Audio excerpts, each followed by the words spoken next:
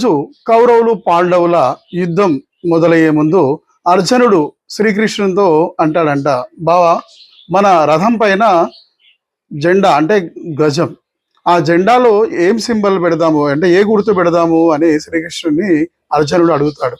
అప్పుడు శ్రీకృష్ణుడు అంటాడు, హనుమంతుని బొమ్మ మనము మన ధ్వజంలో పెడదాము అంటాడు. ఏం బావా ఎన్నో గుర్తులు ఉన్నాయి, నువ్వు ఆ కోతి బొమ్మను ఎందుకు అడుగుతున్నావు అని అర్జునుడు అంటే, ఆ కోతి బొమ్మ యొక్క విలువ నీకు ఇప్పుడు తెలియదు అర్జున, యుద్ధము ఆరంభమైన తర్వాత నీకు తెలుస్తుంది అని చెప్తాడు.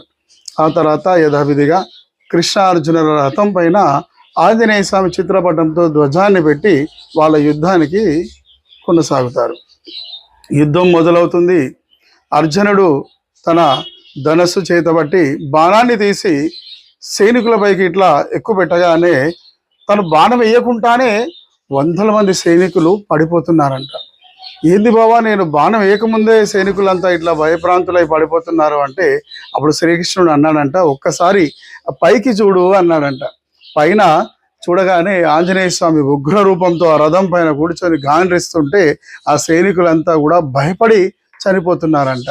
చూసావా ఆంజనేయ స్వామి మహిమ ఏంటో, కోతి బొమ్మ అన్నావు కదా, కోతి విలువ తెలిసిందా అని అప్పుడు కృష్ణుడు అర్జునుడితో అంటే, ధన్యునైతిని బావా, నిజంగా ఈరోజు నాకు ఆంజనేయ స్వామి విలువ ఏంటో తెలిసింది అన్నాడంట.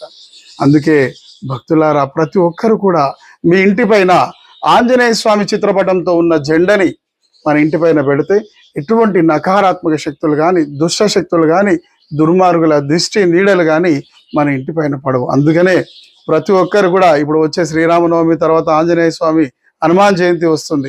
అప్పుడు ఆంజనేయ స్వామి కొత్త జెండా కొనుక్కొచ్చి ఆంజనేయ స్వామి గుడిలో పూజ చేయించి మీ ఇంటి పైన పెట్టండి, ఎంతో విజయాన్ని సాధిస్తారు. బోల్ సియావల రామచంద్రకి జై. ఇట్లు మీ బాలరాజ్ స్వామి.